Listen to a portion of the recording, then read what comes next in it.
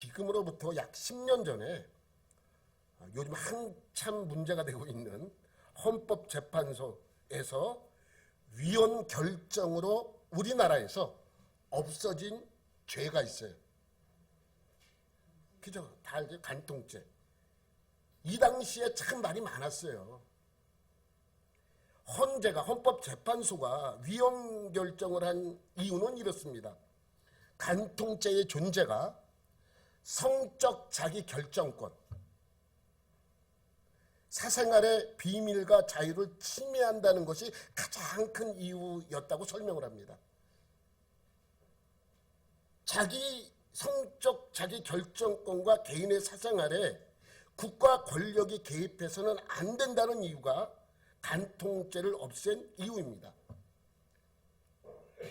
여러분, 우리는 하나부터 열까지 우리가 결정하면 안 돼요. 하나님이 결정하시도록 우리는 노력하고 기도하는 거예요. 이것이 우리의 신앙이지, 자꾸만 나의 개인의 무슨 인권을 존중한다든지 개인의 사생활을 좀 중하게 여겨달라고 한다는 것을 하게 되다 보면 이 길은 언제나 뭐로 빠지게 되어 있어요? 타락의 길로 빠지게 되어 있습니다. 그런데 문제는 언론이에요.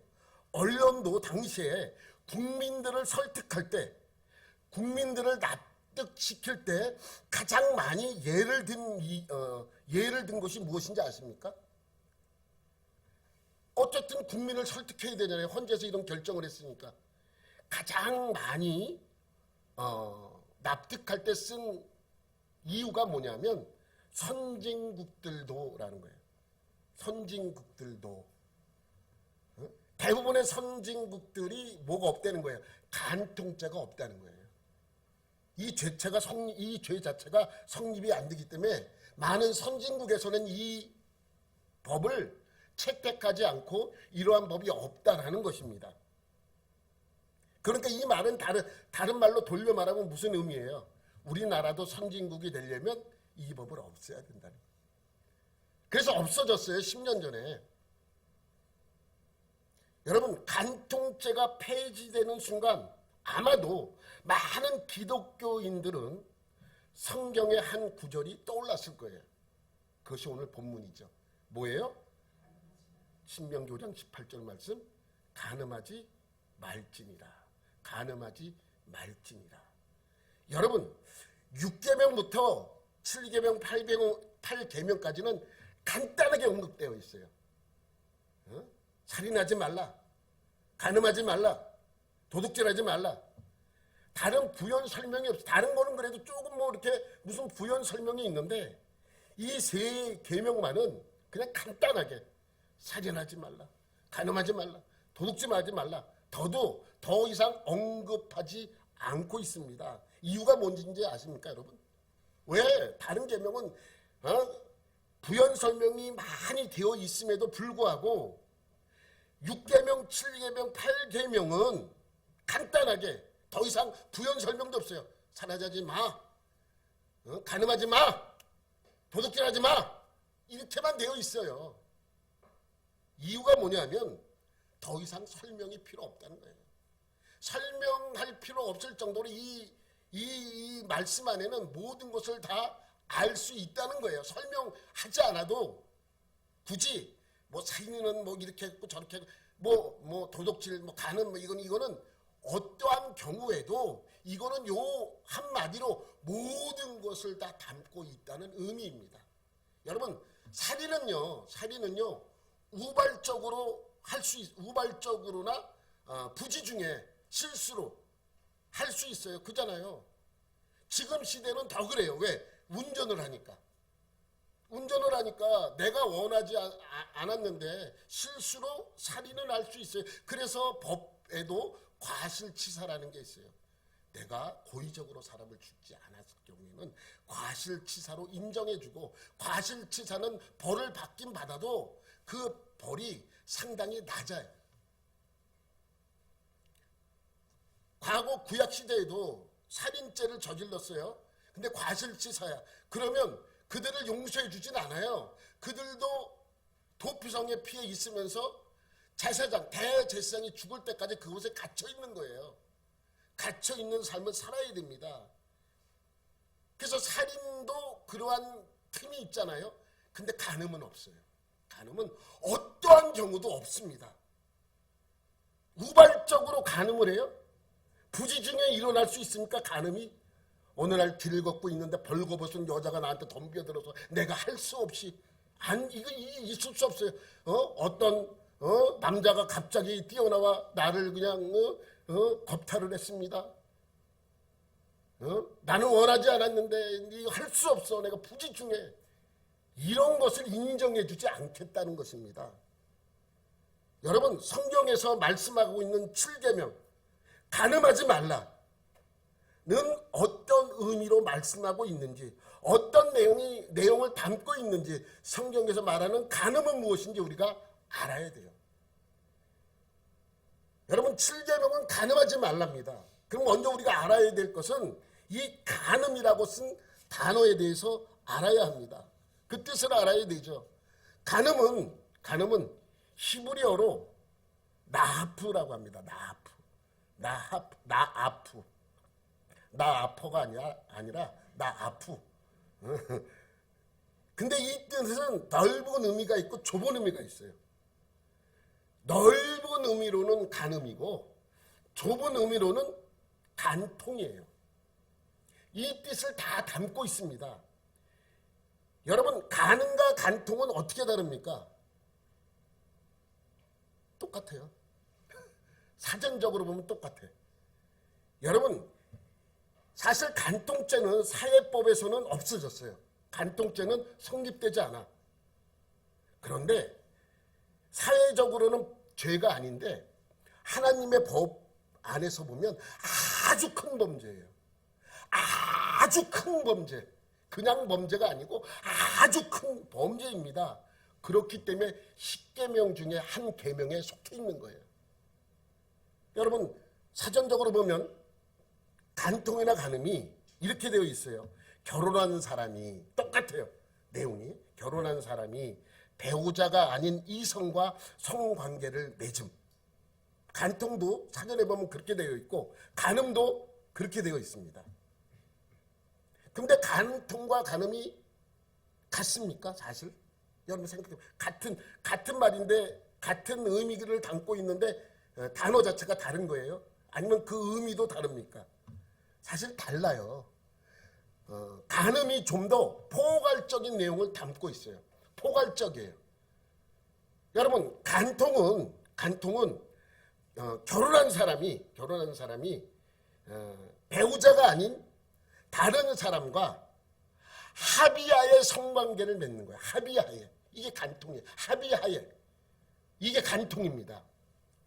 간음은 그런 것을 포함한 도덕적으로 옳지 못한 모든 성적 행위를 말합니다.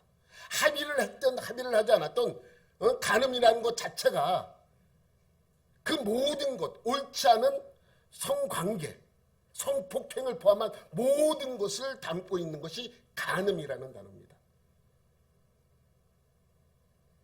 여러분, 그 신명기 5장의 이제 10계명에 대해서 말씀하고 있잖아요. 그리고 나서 그 뒤에 보면 이 10계명에 대한 내용을 부수적으로 계속 설명을 해줘요. 그래서 살인하지 말라의 내용도 우리 19장부터 22장까지 내용의 앞부분에 22장, 21장까지 그렇게 내용이 되어 있잖아요. 근데 22장에 보면 22장 하반절에 보면 이 간음에 대하여 부수적으로 설명하는 내용이 나와요. 그것이 뭐냐면 이 22장 22절 말씀인데 어떤 남자예요. 유부녀와 동침한 것이 드러나거든 그 동침한 남자와 그 여자를 둘 다 죽여요. 그리고 이스라엘 중에서 그러한 악을 제버리랍니다. 여러분, 여기 보면 이상한 표현이 있죠. 유부남이 유부녀라고 표현하지 않아요. 유부남이라고 표현한 어떤 남자예요. 그러니까 어떤 남자는 총각이겠습니까? 유부남이겠습니까? 여러분, 어떤 남자가 유부녀와 동침한 것이 드러나거든이라고 설명하는데, 이 어떤 남자는 총각이에요? 아니면 유부남이에요? 그렇죠. 성경은 잘 봐야 돼요. 이거 둘 다예요. 둘 다. 그러니까 기준이 누구예요? 여자죠, 여자. 여자를 주로 기준으로 삼아서 설명하는 것입니다. 이것은 여자를 보호하려는 의미가 담겨져 있어요. 여러분 보세요. 다시 어떤 남자가 유부녀라고 표현한 것은 여기에 힘막힌 뜻이 있습니다. 여러분, 어떤 남자가 유부녀를 건드렸어요. 그것이 들통이 나면 둘 다 죽여버리래요. 그러면 들통이 안 나면 죄입니까? 그런 의미가 아니에요. 그래서 그것이 밝혀지면 둘 다 죽이라고 말씀하고 있죠. 그래서 결혼한 여자, 유부녀를 건들면 안 된다는 것입니다. 그런데 그 다음 절에 보면 유부녀와 똑같이 취급되는 여자가 있어요. 약혼한 여자예요. 23절, 24절에 보면 처녀인 여자가 남자와 약혼한 후. 여러분, 이 약혼이라는 말을 우리가 잘 이해를 해야 돼요. 성경에 나오는 약혼은 우리가 생각하는 약혼과는 달라요. 달라. 어떻게 다르냐면 우리는 그냥 결혼을 약속하면 약혼을 하잖아요. 근데 여기서 약혼은, 성경에서 나오는 약혼은 완전한 결혼이에요. 약혼과 결혼, 그래서 결혼을 두 번을 합니다. 이스라엘 사람들의 결혼 문화는 결혼을 두 번을 합니다. 첫 번째 결혼하는 것을 우리는 약혼이라고 해석을 해놨는데, 약혼이 아니에요. 완전한 결혼이에요. 완전한 결혼이고, 그럼 왜 두 번째 결혼은 뭐냐? 첫 번째 결혼을 할 때는 완전한 결혼이지만 한 가지 문제가 있어요. 동침을 하지 않아요. 두 번째 결혼할 때까지. 나중에 여러분, 예전에 한번 제가 설명드린 적이 있죠. 그래서 이 문화를 잘 알아야 됩니다. 그러니까 첫 번째 결혼을 하는 것은 동침만 안 했을 뿐이지 완전한 부부예요. 완전한 부부. 결혼한 부부예요. 법적으로. 완전히 보호를 받습니다. 그러니까 몸은 처녀이지만, 남자와 동침을 하지 않았지만 이 처녀는 유부녀인 거예요. 유부녀. 그래서 처녀인 여자가 남자와 약혼한 후에 아직 동침하지는 않았지만 어떤 남자라고 또 표현하죠. 어떤 남자가 그를 성읍 중에서 만나 동침하면 너희는 그들을 둘 다 성읍문으로 끌어내고 그들을 돌로 쳐 죽이래요. 여러분, 그래서 이스라엘 사람들은 약혼한 여인도 결혼한 유부녀와 똑같이 취급을 한다는 것입니다. 그러한 권리를 갖고 있어요. 근데 어떤 남자가 이 여자와 동침을 했어요. 그럼 어떻게 하라고요? 죽이래요. 이것도 역시. 둘 다 죽이라고 말씀하고 있습니다. 여러분, 그러면 이 남자와 동침하지 않았던 이 여인과 이 남자가 한 것은 합의하에 했겠습니까? 합의하지 않았겠습니까? 합의한 거예요. 합의한 거예요. 여기 잘 이해를 하셔야 돼요. 합의를 한 겁니다. 이 여인도 어떤 남자가 와서 관계를 요구했더니 합의하에 한 거예요. 그럼 이렇게 할 수 있어요? 아닙니다. 나는 합의를 해주지 않았는데 이 남자가 나를, 이렇게 얘기할 수 있잖아요. 강제적으로 나를 이렇게 겁탈을 했다고 막 그렇게 할 수 있습니다. 그래서 성경에 그것이 합의인지 폭행인지 구분하는 법을 설명하고 있어요. 성경이. 24절 계속 볼게요. 나머지 넘겨보세요. 나머지 있죠? 돌로 쳐 죽일진 파란색. 그 처녀는 성 안에 있으면서도 소리 지르지 아니하였으며. 그러니까 성 안에서 어떤 남자가 이 여인을 동의하여야 하지 않으면 여인은 뭐하게 돼 있습니까? 소리를 지르잖아요. 그러니까 성 안에 있으면서 아무도 모르게 관계를 했다. 이것은 합의입니까? 아니면 폭행입니까? 합의죠. 그런 합의로 본다는 거예요. 성 안에서 만약에 어떤 여인이 이러한 일이 발생하면 여인은 소리를 지르게 되어 있어요. 소리를 지르지 아니하였다는 것은 뭐 했다는 거예요? 합의했다는 거예요. 그래서 그 남자는 그 이웃 사내를 욕보였습니다. 너는 이같이 하여 너희 가운데 악을 죽여버리라는 거예요. 그래서 그러면 이럴 수 있어요. 나는 정말 억울하다. 나는 길을 가고 있는데. 그래서 이것도 규정을 하고 있습니다. 어떤 규정이냐면 여러분 소리를 질렀는데 모를 수 있잖아요. 소리를 질렀어. 근데 모를 수 있어요. 거기가 들판이면. 여러분 들판이면 소리를 질러도 들을 사람이 없잖아요. 그러니까 여자 중심적으로 여자 기준으로 이것이 만들어졌다는 것은 여기에 큰 의미가 있습니다. 여러분 장소가 중요해요. 합의를 했는지 안 했는지. 들판에는 언제든지 여자 혼자 다닐 때는 어떤 남자가 나타나서 그를 겁탈할 수 있습니다. 그럴 경우는 어떻게 하느냐. 25절 27절 말씀이죠.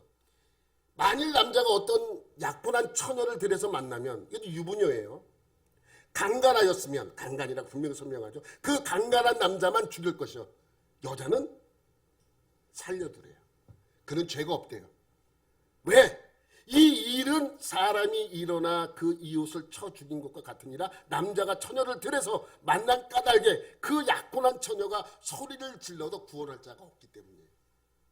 얼마나 합리적입니까? 그러니까 장소가 중요해요.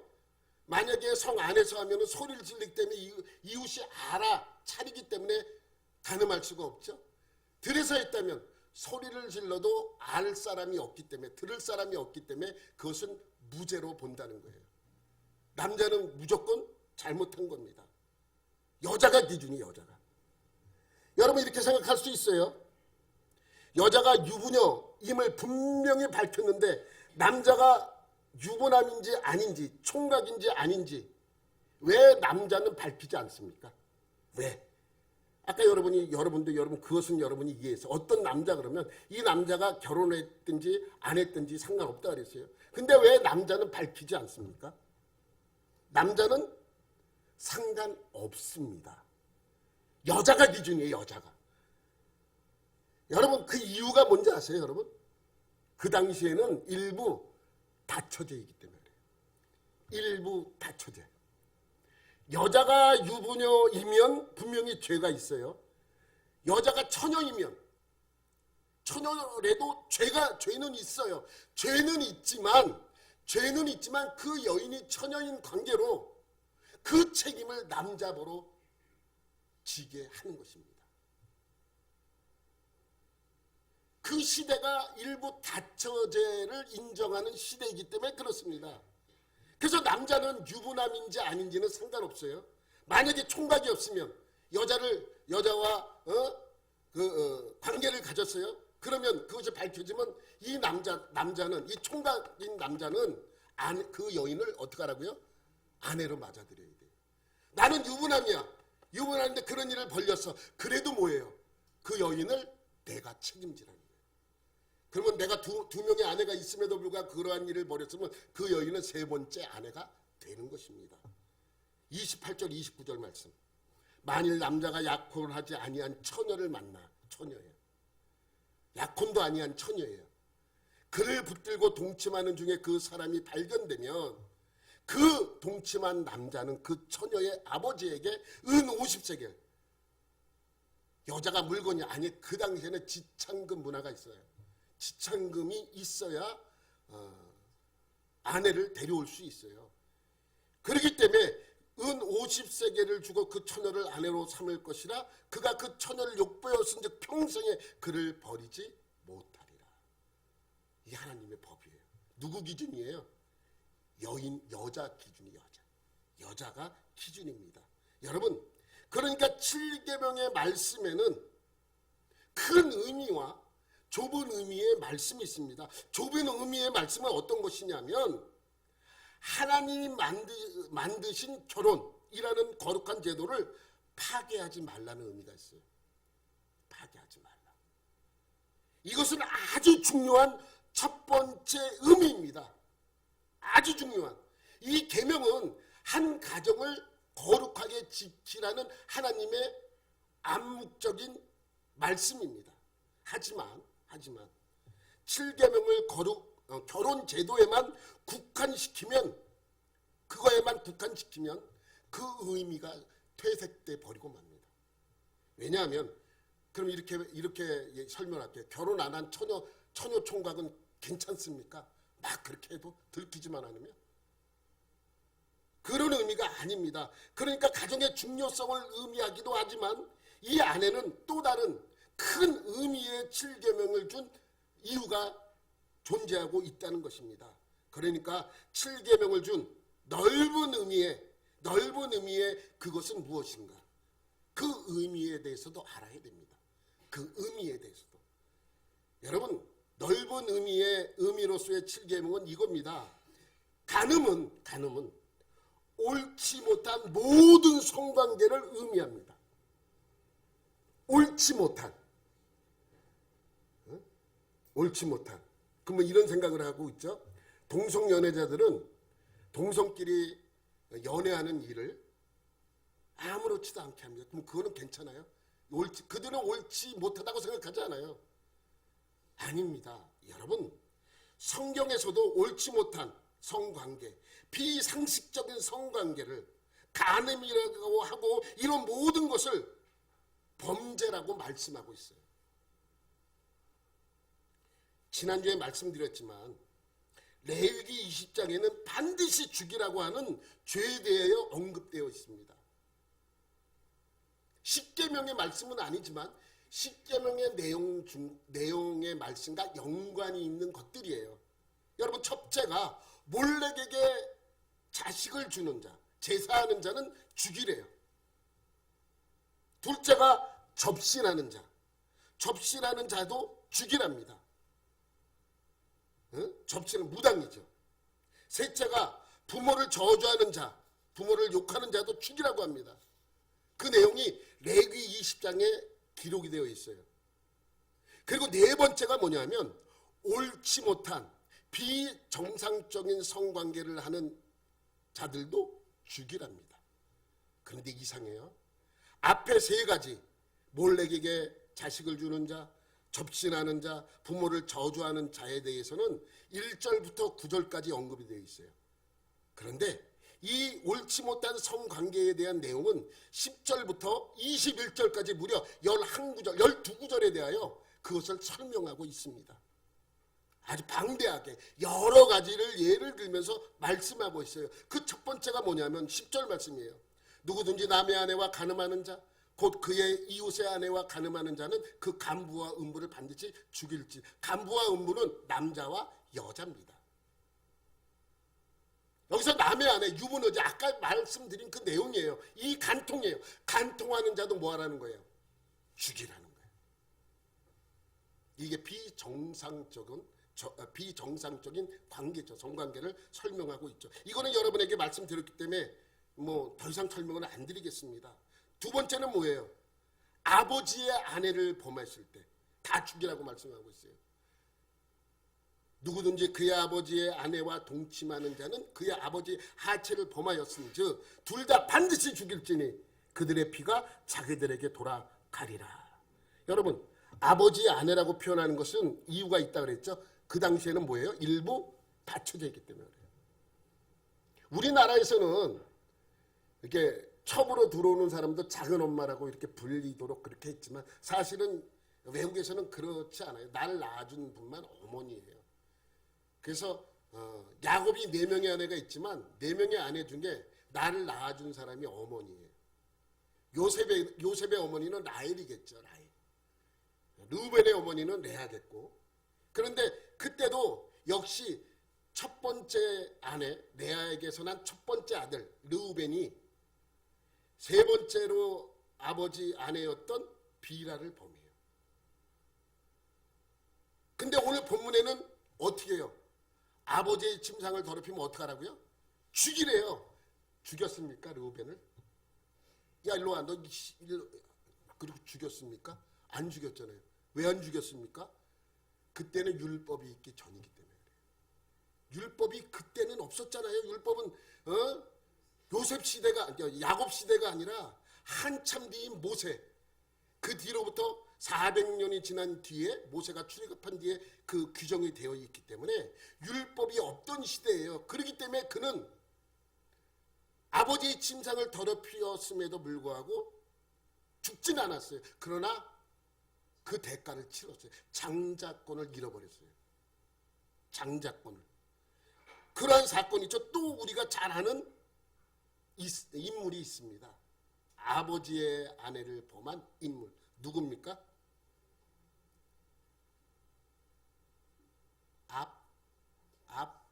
압살롬. 압살롬이 여러분 아버지를 몰아내고 쿠데타를 일으키잖아요. 갑자기 일어난 사건이라 다윗이 정신없어서 도망을 치는데 후궁들을 전부 다 데리고 도망치지를 못해요. 중요한 사람들만 빠져나가잖아요. 그때 성에다 그냥 그 후궁들을 놔두고 도망을 쳤어요. 그랬더니 압살롬이 그 후궁 중 한 명을 후궁들을 데려다가 옥상에 올라가서 이 백주대나 사람들이 보이는 데서 그 첩들을 범해요. 그래서 어떻게 됐습니까? 결국 싸우다가 이 압살롬이 머리숱이 엄청 많대요. 나무에 걸려 도망가다 나무에 걸려서 대롱대롱 매달려 있는 것을 요압이 가서 죽여버립니다. 하나님은 이러한 자를 반드시 죽이라고 말씀하고 있는 것입니다. 여러분 또 있어요. 또 범하진 않았지만 범할 뻔하면 뻔한 사람이 있어요. 아유, 발음이 안 돼. 추워서 그래요. 범하려고 하다가 결국은 범하진 않았지만 결국 그것도 죄이기 때문에 죽은 인물이 있어요. 아도니아. 다윗의 아들 아도니아.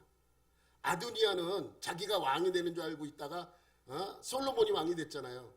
그럼에도 불구하고 솔로몬이 살려줘요. 그래서 감사하게 생각하고 있는데 갑자기 아도니아가 밧세바에게 뭐라 그래요? 아버지의 침상을 몸으로 데폈던 아비삭이라고 있어요. 여인. 그것은 다윗이 여자가 필요해서 후궁으로 삼은 것이 아니라 너무 이제 나이가 먹어서 몸이 늘 차. 그래서 아비삭이라는 젊은 여인을 첩으로 얻게 해주고 잠자리를 같이 하게 한 거예요. 왜? 다윗의 몸을 데펴주기 위해서 그냥. 그러니까 관계를 했든 안 했든 어쨌든 간에 이 아비삭은 다윗의 후궁이에요. 근데 이 아도니아가 나중에 솔로몬이 살려준 이후에 밧세바를 찾아가서 아비삭을 자기의 아내로 달라고 요구를 합니다. 그러니까 밧세바는 생각할 때 그냥 줘도 되지 않나 이렇게 생각을 했겠죠. 왜냐하면 자기도 다윗의 아내였기 때문에. 그런데 솔로몬이 그 이야기를 듣자마자 이러한 페류나라고 하면서 그 아도니아를 죽여버리잖아요. 여러분 아버지의 침상을 더럽히면 사실 요즘 시대에는 맞지 않죠. 왜냐하면 일부 다처제의 시대가 아니라 일부 일처제의 시대이기 때문에 이러한 것이 없죠. 그러나 이 당시에는 이러한 일이 많이 있었기 때문에 그러한 자는 반드시 죽이라고 말씀하고 있는 것입니다. 세 번째는 뭐예요? 며느리와 동침하는 자. 12절. 누구든지 그의 며느리와 동침하거든 죽이래요. 이것도 성경에 있죠? 누구예요? 여러분이 잘 아는 넷째 아들 유다. 넷째 아들 유다. 근데 죽이지 않았어요. 죽이지 않고 도리어 장자권을 이어받는 인물이 됐잖아요. 이건 어떻게 된 것이냐라고 말할 수 있습니다. 그잖아요. 말할 수 있잖아요. 근데 이것도 마찬가지로 루벤과 마찬가지로 율법이 있기 전에 사건이기 때문에 이것을 그 범죄를 다스리지 않았습니다. 그러나 여러분 유다의 며느리 다말이 시아버지와 그렇게 한 것이 어떠한 성적 쾌락을 위한 것이 아니에요. 이것은 어떻게 보면 성경적 의미로 자기의 남편의 기업을 잇고자 하는 의지이기 때문에 이것을 죄로 취급하지 않습니다. 그러니까 좀 다른 사건으로 봐야 합니다. 하여튼 간에 며느리를 범한 며느리와 동침하는 자는 하나님께서 반드시 죽이라고 말씀하고 있어요. 어떻게 이럴 수 있느냐 전 모르겠어요. 이때는 이러한 일이 있었기 때문에 하나님께서 이렇게 말씀하고 있는 것이겠죠. 네 번째는 뭐예요? 동성연애자도 다 죽이랍니다. 누구든지 여인과 동침하듯 남자와 동침하며 둘 다 가증한 일을 행함인즉 반드시 죽일지니 자기의 피가 자기에게로 돌아가리라. 반드시 죽이래요. 동성애자들도 반드시 죽이라고 말씀하고 있습니다. 성경에는 그러한 사건들이 많이 있고 정말 하나님께서 그들을 심판하시는 사건도 많이 나옵니다. 특별히 신약성경 바울은 로마서에서 남자가 순리대로 여자 쓰기를 버리고 남자가 남자에게 음욕을 품으면 그에 따른 대가가 반드시 있다라고 말씀하고 있습니다. 여러분, 동성연애는 하나님이 싫어하시는 법이에요. 어느 정도로 싫어하는지 여러분 들으면 야, 이 정도로 싫어하시는가? 여러분 말씀드릴게요. 율법이 있기 전에는 율법의 적용을 많이 안 시켜요. 대부분 다 넘어가요. 그래서 여러분 이스라엘 백성이 하나님과 신의 산에서 계약을 맺기 전에는 다른 신에게 뭐 이런 거를 따지지 않았어요. 많이 따지지 않았어요. 그런데 동성연애만큼은 율법 주기 전에 이러한 법을 주기 전에도 동성연애자들은 심판하셨어요. 그게 소돔과 고모라 사건 아니에요. 소돔과 고모라는 하나님이 주시는 법 이전에 이미 범죄한 도시예요. 노아의 때도 마찬가지고요. 근데 노아의 때는 정확히 그렇게 그러한 것을 설명하지 않았기 때문에 저는 그 노아의 때도 이러한 동성연애자들이 많았다고 봐요. 성적으로 문란했다고 봐요. 그래서 하나님이 심판하신 거고, 소돔과 고모라는 율법 전임에도 불구하고 그들이 그러한 타락을 했기 때문에 하나님께서는 그 소돔과 고모라를 멸망시켰어요. 그러니까 이 소돔과 고모라 사건으로 보면 하나님이 얼마나 동성연애하는 것을 싫어하시는가 알 수 있죠. 여러분, 사사기에 보면 율법 이후에 동성연애자들에 대한 심판하는 내용이 언급이 되어 있어요. 사사기는 사사들의 이야기가 나오는 책입니다. 12명의 사사들의 이야기 나와요. 근데 마지막에 두 가지 이야기는 사사가 등장하지 않아요. 그 중에 마지막 이야기는 뭐냐면 동성애 때문에 심판받는 이야기입니다. 여러분, 동성애와 동성애를 옹호했던 베냐민 지파의 전멸할 뻔한 이야기가 사사기에 나와요. 전멸할 뻔했어요. 전멸. 이스라엘 사람들에 의해서 이 베냐민 지파가 멸망 직전까지 갔어요. 그러니까 얼마 남지 않았어요. 그렇지만 하나님께서 주신 12지파를 살려내기 위하여 그들에게 은혜를 베풀었어요. 그러니 하나님께서는 얼마나 동성연애자들을 싫어하시는지 나오는 내용이 이렇게 성경에 언급되어 있는 것이죠. 여러분, 세상에서도 성차별이라는 명문 아래에서 동성연애자들을 얼마나 옹호하고 있습니까? 얼마나. 동성애자들은 뭐라고 얘기하냐면 자기 자신들을 제3의 성을 가진 소수의 사람이라고 이야기를 하면서 그래서 뭐라 그래요? 성소수자라고 이야기합니다. 여러분, 성경에 보면요, 하나님께서 남자와 여자만 창조하셨지 제3의 성을 가진 사람을 창조하지 않았습니다. 있으면 저한테 가르쳐 주세요. 새로운 교 하나 만들었대. 없어요. 하나님은 남자, 여자를 창조하신 것이지 남자, 여자 몸은 다르지만 다르게 생각하는 제3의 성을 창조하시지 않았습니다. 여러분, 그러므로 성소수자는 없습니다.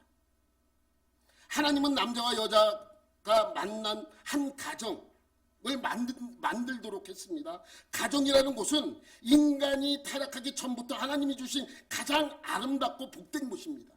그죠? 가정은요, 가장 복된 곳이에요.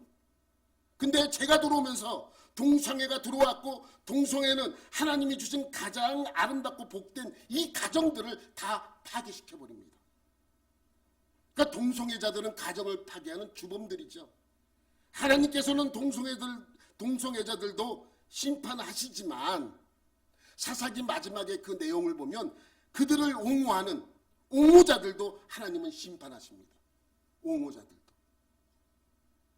저는 이번 미국 대통령으로 당선된 트럼프가 첫날 연설을 하면서 했던 말을 기억하면 여러분 다 아시잖아요.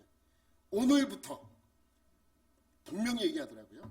오늘부터 미국에는 남자와 여자 외에는 다른 성이 없다. 오늘부터 미국에는. 여러분, 미국에만 없는 게 아니라 사실 전 세계에 제3의 성은 없습니다. 태어나면서, 죄송한 표현입니다, 달려있으면 남자고 없으면 여자예요. 이것은 하나님이 주신 우리의 성이에요. 제3의 성은 없습니다. 그리고 첫날 첫 번째로 한 정책이 뭔지 아세요, 여러분? 미군, 군대에서 트랜스젠더를 강제 전역시켜 버렸어요. 만 몇천 명이라고. 야, 난 그 숫자 보고 놀랐습니다. 몇백 명, 몇천 명도 아니고 만 몇천 명이래요. 이들을 강제 전역시켜 버렸습니다. 여러분, 트랜스젠더 제3의 성을 가진 이 사람들이 스포츠를 참여할 때는 여성으로 자기가 인정받고 참여를 합니다. 그래서 트럼프가 사인한 것도 하나 있죠. 그 제3의 성을 가졌다고 주장하는 사람들을, 그러니까 트랜스젠더들을 스포츠 참여에 참여시키지 못하도록 한 것이에요. 여러분, 이 참 불공평하죠. 남자도 자기는 남자가 아니래요. 남자의 염색체를 갖고 있는 남자가 아니래요. 여자도 아니잖아요. 그러면 제3의, 자기 스스로가, 자기네들 스스로가 제3의 성이라 그러잖아요. 근데 스포츠 경기를 참여할 때는 남자 경기에 참여합니까? 여자 경기에 참여합니까? 여자 경기에 참여, 유리하니까. 아니, 필요에 따라서는 남자, 필요에 따라서는 여자, 필요에 따라서는 남자도 아니고 여자도 아니라고 그러면서 지네들이 뭐 깍두기입니까? 이래 있다 저래 있다. 필요에 따라서 주장하고, 필요에 따라서 화장실도 요구하고. 그래서 요즘은요, 미국 같은 어느 주는 화장실이 그냥 하나래요. 어차피 그냥 이게 안 되니까 하나 만들어서 남자도 여자도 제3의 성을 가진 사람 여기다 가라 그래서 그냥 화장실이 하나랍니다. 아니면은 세 개를 만들어야 되니까 이게 얼마나 힘들겠습니까? 구분하기도 힘들고. 악한 마음을 품면 난 남자야. 여자를 보고 싶어. 나 여자예요. 그리고 여자가 좀 들어갈 거 아니에요. 깍두기입니까? 자기네들이 정말. 여러분, 저는 트럼프의 정책이 잘못됐다고 보지 않아요. 하나님의 입장에서 보면 그건 옳은 결정입니다. 여러분, 그래서 여러분이 잘 아는 구글 있잖아요. 구글은 동성애를 찬성하는 곳 중에 하나였습니다. 이번에 트럼프가 대통령이 되면서 얼마나 감사한지 자기네들 스스로가 다양성 정책을 폐지하겠다라고 발표를 했습니다. 얼마나 다양합니까? 세계에서 모든 나라들이 구글 보잖아요. 여러분, 구글 지도 보면 세계 어느 나라 가도 그 지도를 보고 다 찾아가게끔 여행자들에게 얼마나 쉽게 만들어놨는지 몰라요. 우리나라는 차별금지법이라는 법을 앞세워 동성애를 인정하는 제3의 성을 인정하는 법을 국회에서 통과시키려고 하고 있습니다. 여러분, 절대적으로 막아야 합니다. 저는 종교가 정치와 연합하는 것을 그렇게 옳다고 보지 않아요. 로마도 그래서 어떻게 됐어요? 멸망했잖아요. 그런데 이것은 다릅니다. 우리가 할 수 있는 모든 방법을 동원해야 됩니다. 이유는 뭡니까? 대부분의 교회에서 차별금지법을 반대하는 이유가 무엇입니까? 하나님이 싫어하시는 범죄이기 때문입니다. 그냥 하나님이 싫어해요. 하나님이 원하지 않아요. 하나님이 하지 말라 그럽니다. 그것은 범죄라고 분명하게 말씀하고 있기 때문입니다. 그리고 하나님께서는 그렇게 동성애를 하는 그 사람들에게 반드시 목숨으로 그 죄값을 물으신다고 말씀하고 있습니다. 사사기의 말씀에 보면 그들을 옹호했던 자들도 심판을 받고 있지 않습니까? 다섯 번째는 뭡니까? 아내와 장모를 함께 데리고 살면 죽이래요. 여러분, 이 당시에는 요즘 우리 뭐 결혼하는 나이가 늦는데 여러분 라오스에만 가도 17살 따르면 14살도 결혼을 해요. 아이를 낳고. 그러면 부모와 자식이 나이 차이가 없어요. 이때도 마찬가지예요. 일찍 결혼해갖고 일찍 아이를 낳으면 그 부모도 그 어머니도 젊을 거 아니에요. 근데 이것이 그냥 모시고 산다는 의미가 아니라 함께 잠자리를 한다는 의미입니다. 그런 사람은 이것은 악행이죠. 그러한 사람들도 어떻게 하라고요? 죽이라고 말씀하고 있습니다. 여섯 번째는 뭡니까? 15절 16절에 짐승과 교합하며, 남자든 여자든 짐승과 교합하면 어떻게 해요? 죽이래요. 여러분, 예전에 제가 한번 판에 대해 설교한 적이 있죠. 판이라는 신, 염소신이에요. 그래서 그 신을 섬길 때는 동물과 수간이 이루어지고 그 범죄는 하나님께서 극히 혐오하고 싫어하는 범죄라고 분명히 말씀드렸어요. 여러분, 이슬람 선교를 하고 계시는 강승민 목사님이 식사를 하다가 얘기했나 무슨 어떻게 하다가 이야기가 나왔어요. 지금도 아랍 지역에서는 여자와 결혼을 하려면 지창금을 줘야 한대요. 최하 얼마, 아무리 없어도 이 정도는 줘야 여자를 아내로 맞이할 수 있어요. 지창금 문화가 남아 있으니까. 그런데 여러분, 돈 많은 사람은 아내를 2명, 3명, 4명, 5명까지 둡니다. 지금도 5명까지 둬요. 근데 돈 없는 사람은 어떡합니까? 결혼 못합니다. 한창인 청년이 결혼도 못하고, 그럼 성적 욕구를 어떻게 해소할 수가 없는 거예요. 그래서 생겨난 것이 뭔지 아세요? 그래서 동성애가 생겨나요. 같이 양을 치는 저 친구하고 같이 성적 욕구를 해소하는 거예요. 친구도 없으면 어떻게 하는지 알아요? 자기가 키우는 양과 염소와 관계를 맺는다고 합니다. 강신 목사님이 그래서 그러한 것을 하나님께서 이 당시에는 더 했기 때문에 성경시대에는 하나님께서 더 이것을 막으신 것이라고 말씀하고 있는 것이죠. 여러분, 하나님께서는 남자도 여자도 짐승과 교합을 하면 다 죽이라고 말씀하고 있습니다. 여러분, 저는요, 반려견, 반려묘 문화를 별로 좋아하지 않아요. 그래서 대부분 결혼을 안 하려고 하는 여자나 남자들을 보면 집에서 대부분 키웁니다. 개나 고양이를 키워요. 근데 한 마리만 키우지 않아요. 2마리, 3마리, 4마리까지 막 키우고 그렇습니다.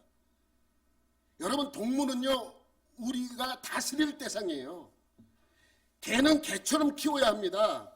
그런데 가족을 넘어 동물들이 뭐하는 존재가 되어버렸어요? 섬김을 받는 존재가 되어버렸어요.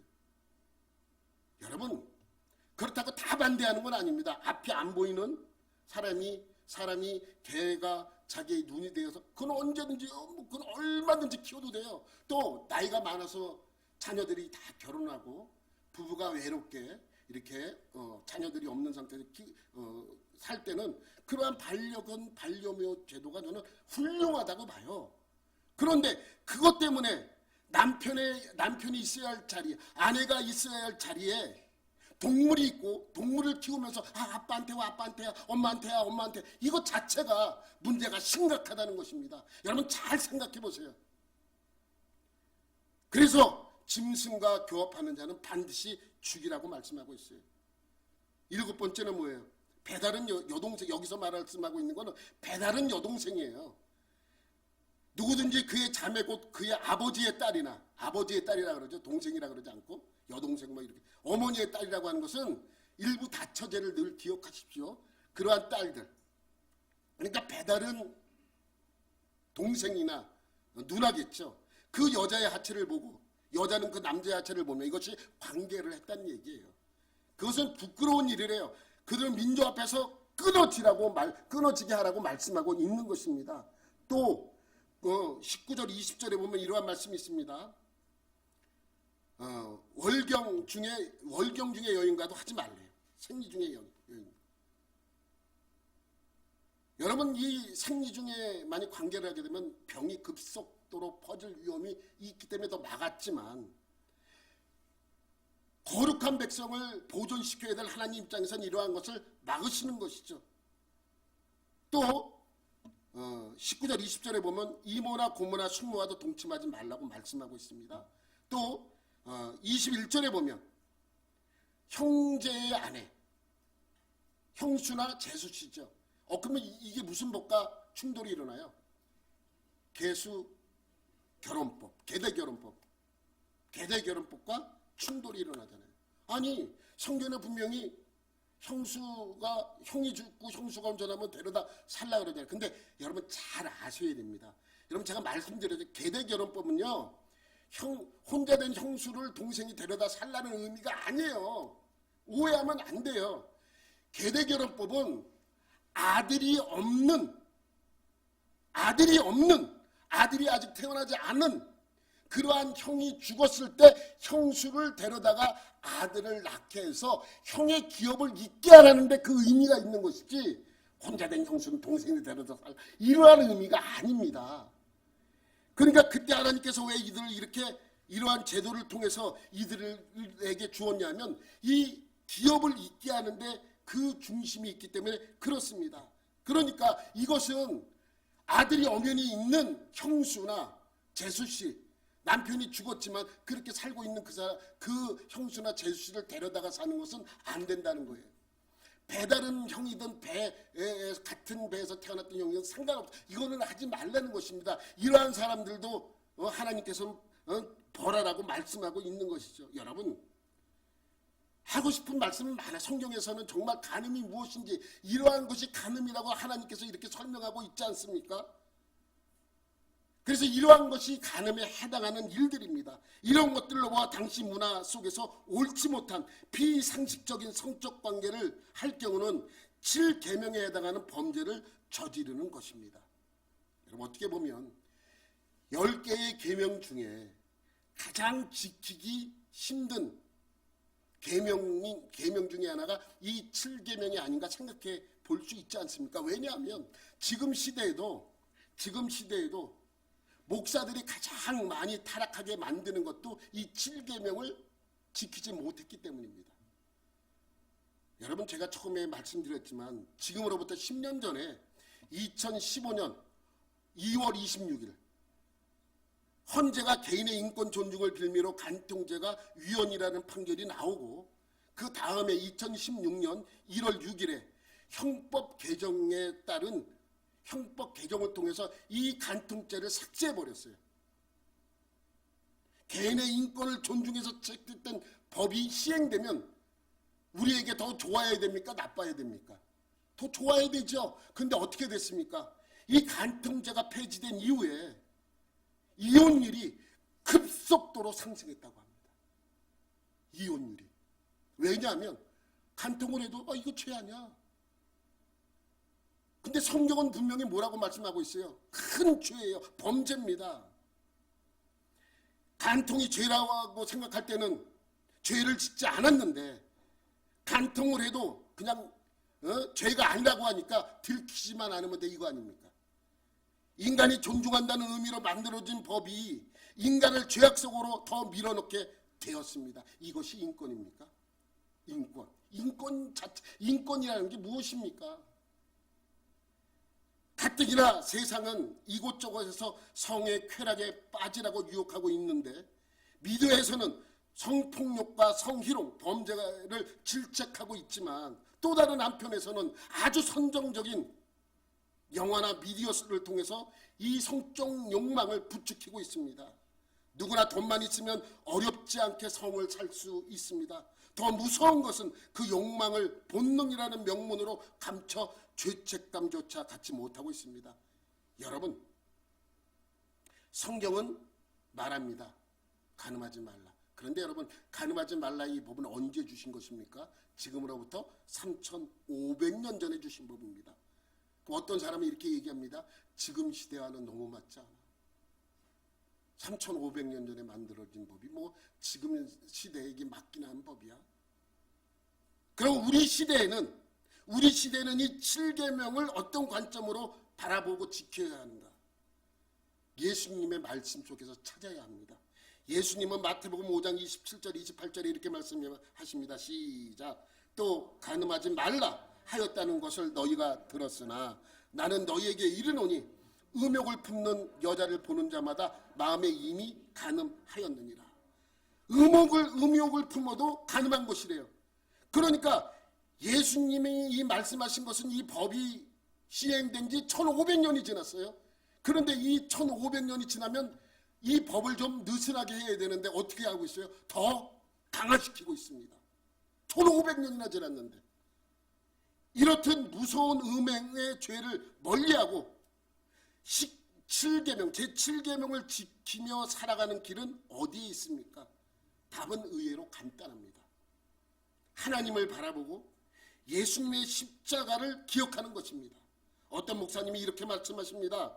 하나님이 제정하신 성의 원래 목적으로 돌아가야 한다면서 우리에게 죄를 이길 힘을 주시는 하나님을 의지하면 정욕을 이길 수 있다. 육체의 정욕을 이길 힘은 우리에게서 비롯되는 것이 아니라 하나님에게로부터 오는 것이다 라고 강조합니다. 여러분, 지금 시대의 7계명은 어떻게 지켜야 합니까?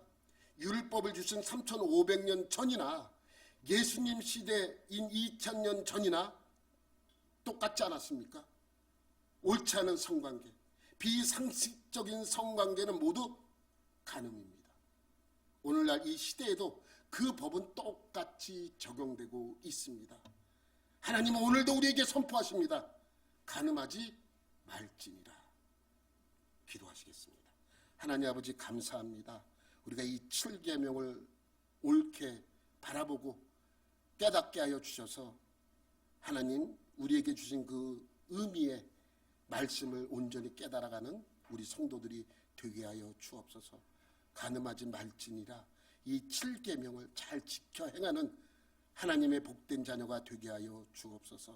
모든 것 감사드리며 예수님의 이름으로 기도드립니다. 아멘.